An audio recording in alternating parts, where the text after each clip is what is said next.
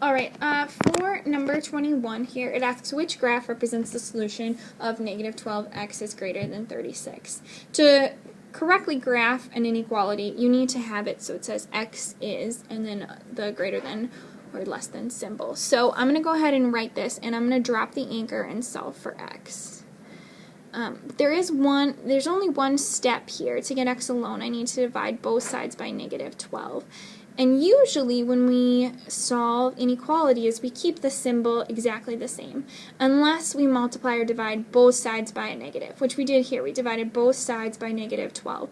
So I need to actually switch this inequality to the other direction. So I end up with x is less than 36 divided by negative 12 is negative 3.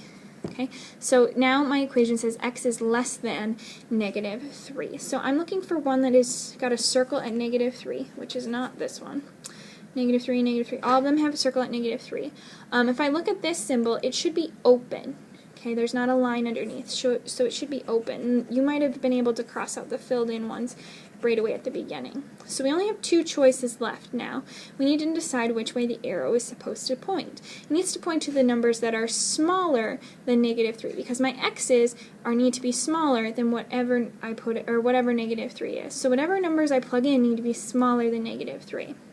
Numbers that are smaller on the left-hand side of the graph, so anything to the left would be a solution. Okay, so the smaller numbers need to be on the left, so C would give me the numbers that are smaller than negative 3.